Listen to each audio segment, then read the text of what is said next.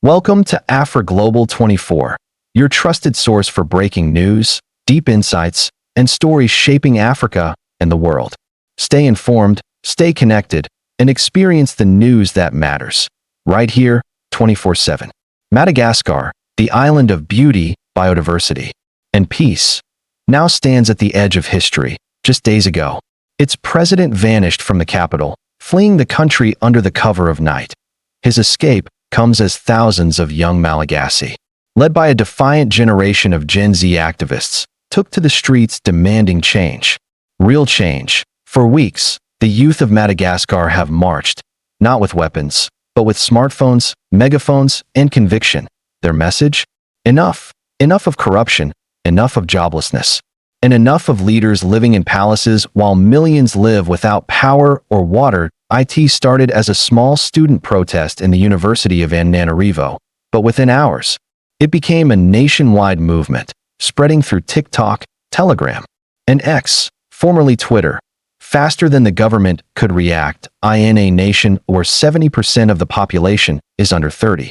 The uprising was inevitable, a storm long in the making. As the protests intensified, eyewitnesses reported military convoys escorting high-ranking officials out of the city. The president's aircraft, a sleek white jet, was seen taking off from Avado International Airport under tight security. Officially, the government said he was leaving for diplomatic consultations, but the truth? He was running. When news of the president's departure broke, the streets exploded with celebration and disbelief. For many, it felt like liberation. For others, a terrifying power vacuum. We are not afraid anymore. This country belongs to the youth, not to the corrupt elite. The crowd roared, echoing a sentiment felt across Africa, a generational shift where young citizens are no longer asking for permission to be heard. From Dakar to Nairobi, a new wave of activism is reshaping African politics, and Madagascar has just become the latest epicenter. The Gen Z generation, digital natives raised on information, memes, and accountability, are demanding governments that listen, not lecture. For years, these young voices were told to wait. Wait for jobs that never came. Wait for reforms that never arrived. But now, they've stopped waiting.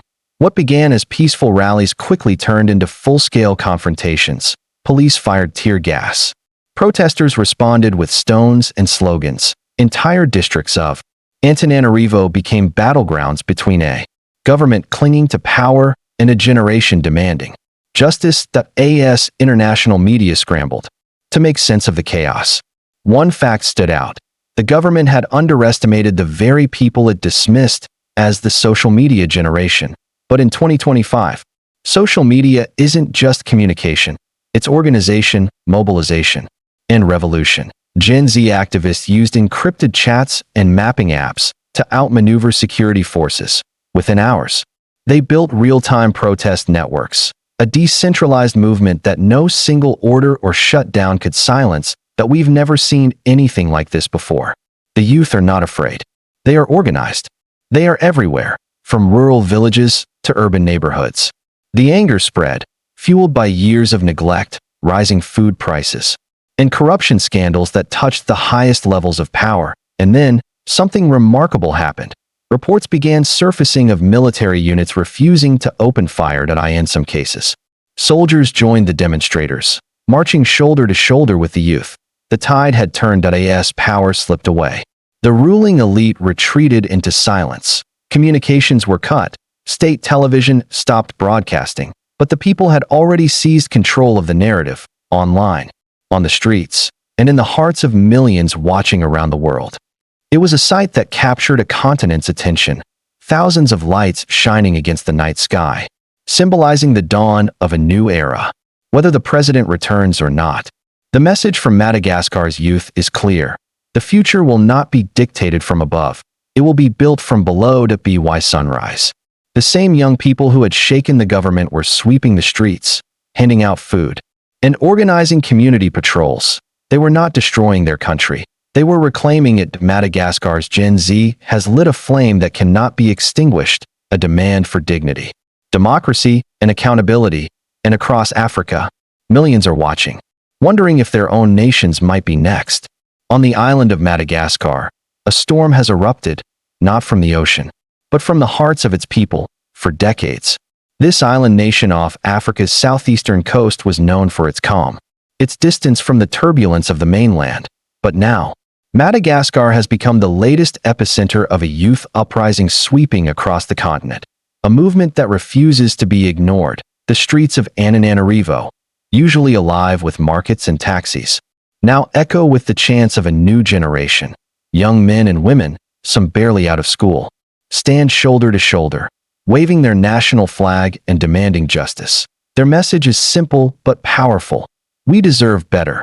This movement, led largely by Gen Z, began as whispers online, videos, hashtags, and messages calling for accountability, fairness, and opportunity. Within days, those whispers became roars, as protests spread from campuses to the capital, from coastal towns to mountain villages. For years, Madagascar's youth watched politicians make promises that never materialized. They grew up seeing corruption scandals, joblessness, and a political class that seemed disconnected from everyday reality. But 2025 was the breaking point, when inflation spiked and unemployment soared. Frustration boiled over, and when government security forces cracked down on student protests, it ignited something deeper, a collective fury, an awakening of a generation that refuses to inherit silence. On social media, young creators began documenting what was happening, live streaming marches, sharing footage of clashes, and using memes to expose government hypocrisy. The internet became their shield, their stage, and their weapon. Madagascar's Gen Z, like their counterparts across Africa, understood that visibility is power. Every smartphone became a protest tool, every hashtag a rallying cry. Within 72 hours, the protests had engulfed the capital.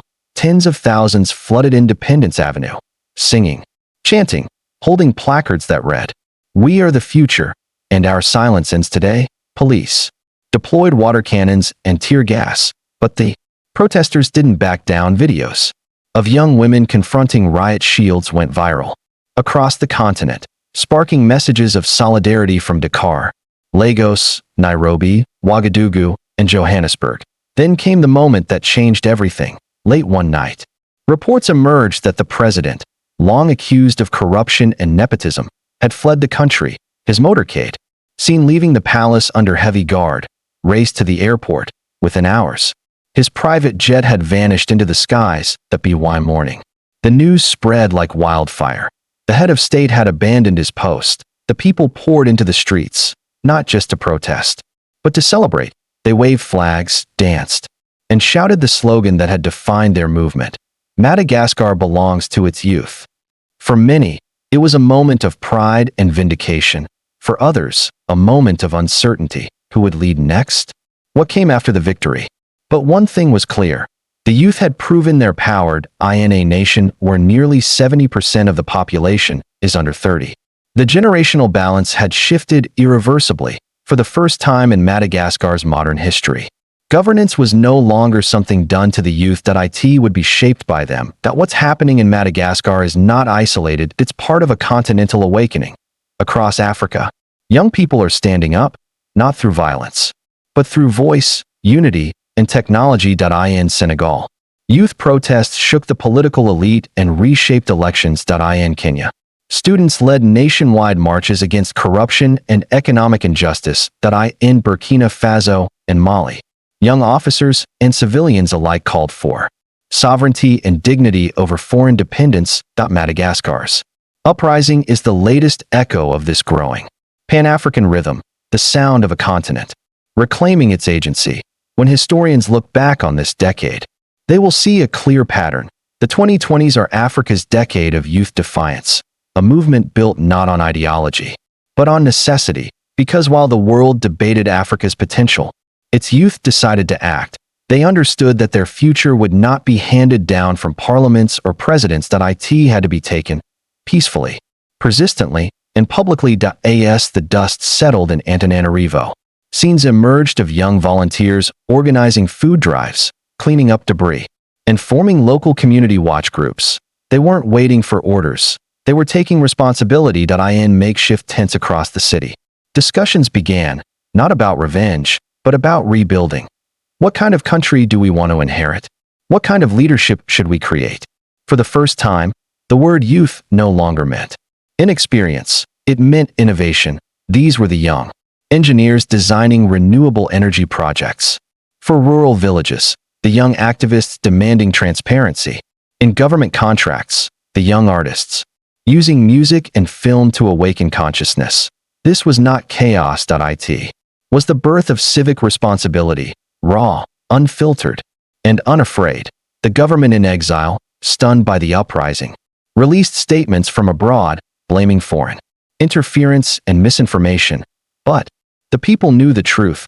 What brought down the old order wasn't a conspiracy. It was disconnection, a leadership that had failed to listen. Gen Z had spent years observing quietly. They studied politics, economics, and injustice through their screens. When they finally rose, they were not naive. They were informed, organized, unstoppable.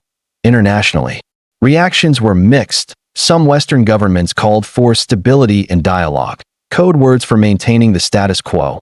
But across Africa, young people saw Madagascar as proof that even entrenched systems can fall when the people unite. In group chats, podcasts, and online spaces, the hashtag Madagascar Rises became a symbol of pride and possibility. As days turned into weeks, power began to return to the people, not through official decrees, but through community organization. Neighborhoods elected temporary committees to maintain order and ensure food distribution. Teachers volunteered to keep schools open. Tech students built apps to track aid and share verified news. What emerged was something remarkable, a glimpse of people's democracy in action. For Africa's Gen Z, this was more than a political victory. It was a philosophical rebirth. A rejection of fear, silence, and manipulation. A declaration that governance must evolve, not remain trapped in colonial-era hierarchies. The youth are saying, leadership is not about age or privilege, it's about service, vision, and integrity. In one viral video, a young protester stood before a line of armored vehicles and shouted, "We are not the future, we are the present." His words echoed through the crowd like thunder. That moment captured the essence of this generation, impatient with symbolism, hungry for substance. Madagascar's story is still unfolding. The political vacuum remains. The road ahead is uncertain, but the nation's youth have already achieved what many thought impossible: unity across tribe, class, and language, unity across ideology and region. That unity is the foundation of a new kind of African politics, one that begins not in parliament, but in the streets, the classrooms, and the hearts of citizens. As the sun rises again over the hills of Antananarivo, the graffiti on the walls tells the story best, words painted by young hands. We are awake now. It's both a warning and a promise. For those who still cling to power without purpose, beware. The youth are no longer a demographic statistic. They are a force, and in Madagascar, that force has just rewritten history. Across the continent, young Africans are watching, from Accra to Addis, Dakar to Dar es Salaam. They see that change is no longer a dream whispered in dorm rooms, that it's a reality being built, one protest, one post, and one act of courage at a time. Madagascar has shown that when a generation decides to rise, nothing can stop it. This is not the end of a story, it's the beginning of a new Africa, an Africa led, defined, and defended by its youth. You've been watching Afro Global 24, your window into Africa and the world. If you found this video informative, don't forget to like, share, and subscribe to stay updated on the latest stories shaping our continent and beyond. Hit the notification bell so you never miss a report, and join the conversation in the comments below. Until next time, this is Afro Global 24, bringing Africa closer to the globe 24 hours a day.